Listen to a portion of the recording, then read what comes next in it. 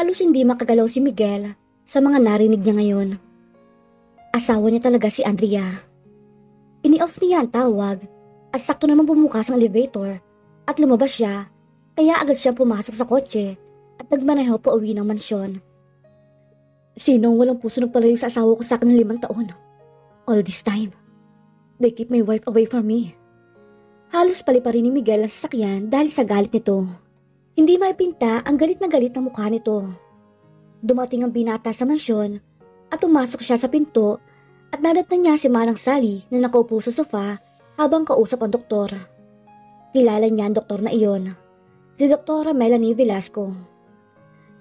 Okay na siya ngayon, sir. Pinainom ko na lang siya ng sleeping pill para makatulog siya ng mahimbing. Kung pwede po, pakitago na maayos sa mga matulis na bagay dito sa bahay ninyo kasi napansin ko na hindi itong unang beses na ginawa niya ito. Gawa mayroon siyang malalim na sugat at hindi gaano kalalim. And pag nasugatan ng muli siya, magkukos na yun ng unconscious stage. At sa tingin ko, nakara na siya ng abuse emotionally and physically. Kaya madami siyang pasa sa katawan niya. Ang iba malala, yung iba naman malalim ang sugat. Kaya everyday akong pupunta rito para check si Miss Andrea. Pero sa ngayon, keep on eye on her anytime na gagawin na naman niya ang ginawa niya kanina. I'm going now, Mr. Aquino and Manang Sally. Paalam sa kanila ng doktor. Marami pong salamat, doktora. Saad naman ni Manang Sally. Hinatid ni Manang Sally ang doktora sa labas na mansyon habang walang sabi na naglakad si Miguel sa hagdan para tingnan si Andrea. Nang makarating siya sa pinto kung nasaan ang dalaga, ay binuksan niya agad iyon at bumungad sa kanya si Andrea na mahimbing ang tulog. Bumaba ang tingin niya sa pulsuhan na mayroong bandage. Napahilamo siya ng mukha ni hindi niya alam kung bakit siya naawa sa dalaga. Hindi niya alam kung anong pinagdaanan nito. Ang alam lang niya, she suffered a lot. She was abused at muntik nang makuha ng uncle niya. Pinahirapan siya ng tiyuhin ito. At pinapangako ko na magbabayad sila sa ginawa sa asawa ko. Galit na saad ni Miguel sa kanyang sarili. This past few days, nag-usap sila ni Andrea, ang asawa niya, tungkol sa nakaraan nito. The woman willing to tell her past para lang hindi siya mag-alala. Nakatitig lang si Miguel kay Andrea. Iniisip niya kung paano ito matutulungan. Hinawakan niya ang kamay ni Andrea para bigyan ito ng halik habang nakatitig siya sa tulog na dalaga. Hindi niya mapigilan ang kanyang sarili na mahalin ito. Aalagaan kita, Andrea. At walang sino man ang makakapanakit pa sa'yo. Mahinang sabi niya sa dalaga. Tumayo si Miguel habang nakatingin pa rin sa dalaga. Hinaplos niya na marahan ang mukha nito. Seeing Andrea suffering from the past, napakasakit nun sa kanya. Hindi niya alam pero kumirot ang puso niya at ayaw niya itong makita naghihirap. Nakaramdam naman si Andrea na para bang meron nakatitig sa kanya kaya marahan niyang iminulat ang mga mata at nahagip niya ang gwapong mukha ni Miguel na seryoso at madilim ang mukha nito. His face was so familiar to me. Are you okay now, Andrea? Are you in pain? Sunod-sunod na pagtatanong ng lalaki sa kanya na kinagulat niya. Ngayon niya lamang na-realize kung bakit nandito ang binata. Ang akala niya, inasa trabaho ito, pero bakit nasa harap niya ngayon si Miguel na madilim ang mukha sa kanya? Meron ka na ba ulit planong tapusin ang sarili mo? Napakurap-kurap si Andrea sa sinabi ng binata para kasi itong galit sa kanya. Umiwas na lamang siya ng tingin kay Miguel. Ayaw niya makipagtitigan rito dahil sa takot na baka saktan siya nito o anuman ang pwedeng gawin nito sa kanya. Napasabunot naman ng buhok si Miguel sa inasal ng dalaga sa kanya dahil hindi niya alam kung ano nangyari sa babae pero hindi siya kinibo nito. Kanina pa siya nagsasalita pero walang Andrea na sumasagot sa kanya. Silent treatment makes him annoyed. Humugot ng hininga si Miguel. Hindi niya kaya ang ganitong pakikitungo niya sa dalaga kaya tumalikod siya sa dalaga at umalis sa silid na iyon. She gave him a silent treatment na pinakaayaw ni Miguel. Pinakaayaw niya iyon. Kinuha ni Miguel ang phone niya sa bulsa at may tinawagan siya. Need something? Tanong nang nasa kabilang linya. I need you to find someone for me and bring him to me. Dumilim ang mukha ni Miguel Tumiimbagang ito sa galit. Bago na naman to ah. Then sure give me the name and I will find them. Saad ang lalaki sa kabilang linya pero hindi niya sinagot ito. Ipapadala ko sa iyo ngayon. Just wait in 10 minutes. Agad niyang pinatay ang tawag at sa mukha na hinaplos niya ang kamay sa mukha niya. Let's start the revenge game. Aniya sa kanyang sarili. 2 araw nang walang pansinan at imikan si Miguel at Andrea. At kahit sa pagkain, kahit nga magkasalubong lamang sila, hindi siya kinakausap ng lalaki at nagtaka si Andrea dahil parang galit sa kanya ang binata. Dahil ba sa ginawa niya nung nakarang araw? Kaya gano'n na lang na hindi siya pinapansin ito? Mami, tomorrow is my birthday. Pasyal tayo sa ikay ha? Basa ni Clarissa sa katahimikan ng hapag. Bigla namang napahawak si Andrea sa mesa at sumakit ang ulo niya dahil lang para mag-blur ang images na nag-flash sa isip niya. Pumikit siya sandali para ikalma ang sarili. Lihim siyang napadilat at nagpapasalamat siya na hindi nahalata ni Miguel at Clarissa iyon. Nasapag kasi sila ng oras na iyon, kumakain ng breakfast, habang si Miguel ay tahimik lang na kumakain, ay palihim niyang tinignan ng binata at halata sa mukha nito ang hindi maipintang mukha. Iki? Pagtataka niyang hindi niya alam kung anong iki, pagkain ba yun o lugar. Yes, Mami. Enchanted Kingdom or iki po. Punta tayo bukas, di ba, Daddy?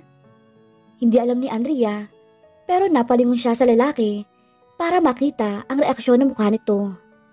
Nagtama naman ang tingin nila ni Miguel, kaya agad siyang umiwas ang tingin sa binata at hindi alam ni Andrea, pero naiiling siya sa titig ng lalaki. Pasimple siyang napahawak sa puso niya dahil ang lakas ng tibok niyon. Oo naman, Princess. Maligo ka na. Tawagan mo si Yaya. Binuhat ni Miguel si Clarissa para ibigay sa katulong para makaligo na ang anak. Dahil nga pupunta sila ng Enchanted Kingdom, hindi man alam ng dalaga kung saan yun, isasama na lang siya sa mag-ama para maaliw naman ang sarili niya. Are you coming with us? Ha? Sasama ka ba sa amin ni Clarissa? Okay lang ba, Sir Miguel? Cut the story, Andrea. Just call me Miguel. It's okay na sumama ka. Magiging masaya si Clarissa dahil kasama mami niya. Ngumiti ang binata sa kanya at nagpaalam na umalis dahil may trabaho pa ito. Hanggang sa gumabi na, ay sabay-sabay pa rin sila nag-dinner. Hindi na muli sila nag-imikan, parang awkward nila sa isa't isa. Or ayaw lang talaga siyang kausapin ng binata, saka halata sa mukha ng lalaki na pagod ito kaya hinayaan na lamang ni Andrea. Sama ka, Mami ha? Saad ni Clarissa sa kanya at niyakap siya sa likuran. Napangiti na lamang si Andrea sa ginawa ni Clarissa. Ang cute nito, chubby cheeks pa. Hinarap niya ang bata at pinisilang magkabilang pisngin nito. Oo naman, baby. Ngumiti siya sa bata, kaya kinis siya sa pisngin nito. Okay po, Mami. Good night po. Nagpaalam na si Clarissa sa kanya at umakyat sa taas kasama ang yaya niya. Nang matapos si Andrea sa paglilinis ng dining room kasama si Manang Sally, nagpaalam na matanda na magpapahinga na, kaya siya na lamang mag-isa ang naiwan ron. Napabuntong hininga na lang si Andrea at napaupo. Hindi pa siya inaantok. Gusto niya pang may gawin na hindi niya alam, kaya tumayo siya at naglakad palabas ang bahay nila ni Miguel. Madilim na sa labas at ang lakas ng simoy ng hangin. Tumingala siya sa langit, madami ng stars at ngayon niya lang na-realize ang ganda ng kalangitan at full moon pa. Pinikit niya ang mga mata para pakiramdaman ang simoy ng hangin na sumasagi sa buong katawan niya. She feels free at last. She can feel unharmed now, but sometimes she can feel scared. Takot na baka bumalik na muli siya sa dating buhay niya na may bumalik na alaala sa isip niya. You may kiss your wife now, Mr. Aquino. Nakangiti ang ama at ina niya habang pumapalakpak sa tuwa. Kinasal siya sa lalaki na nasa tabi niya. You are now my wife now, Mrs. Andrea Castillo Aquino. Saad ang lalaki na nasa harap niya at nagulat siya nang makita si Miguel. Biglang tumilat si Andrea habang habol ang kanyang hininga. Nakita niya si Miguel sa nakaraan niya. Pero bakit? Anong ibig sabihin nun? Pinagpapawisan si Andrea ng malamig na sandaling iyon. Anong ibig sabihin ng alaala niya? Aniya sa kanyang sarili. At ng mga sandaling iyon, ay pinagmamasdan naman ni Miguel si Andrea habang nakatingala ito sa langit habang nakapikit ang mga mata.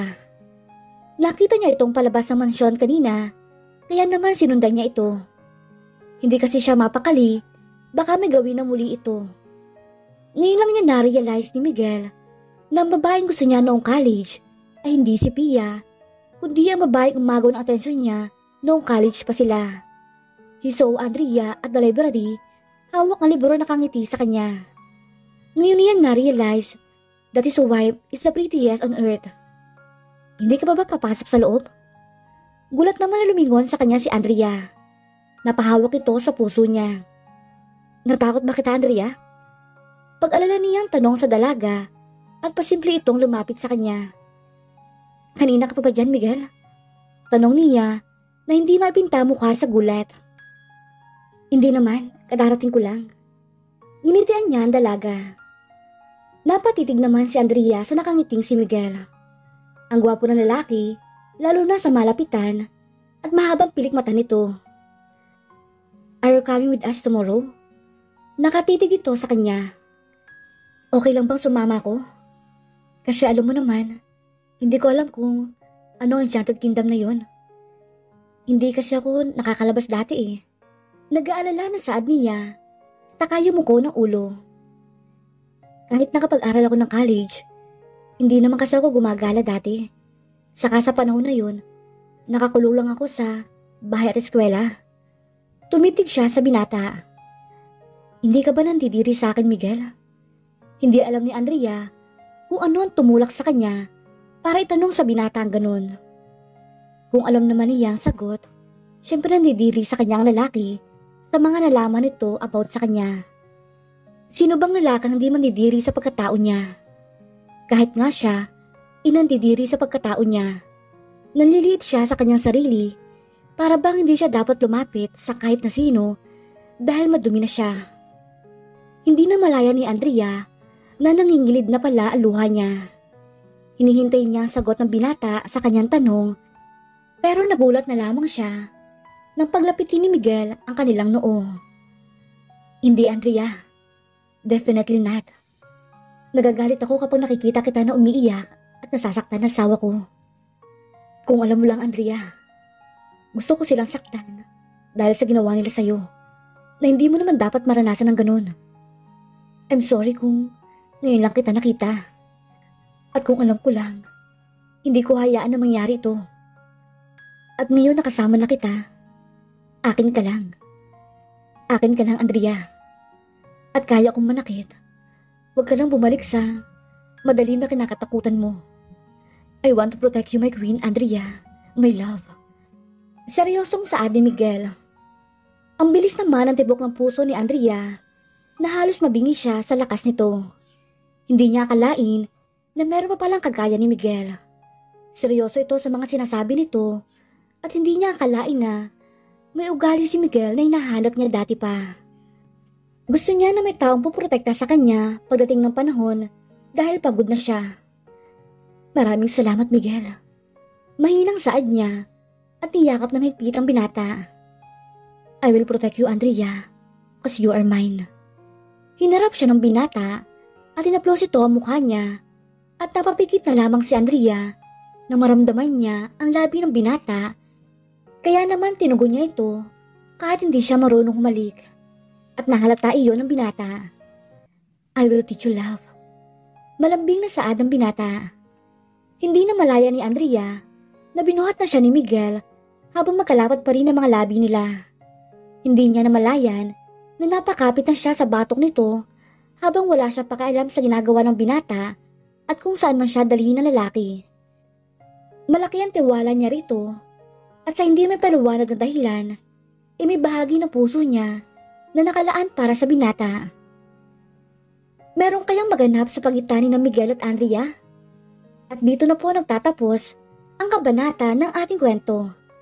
Please like, share, subscribe for more updates.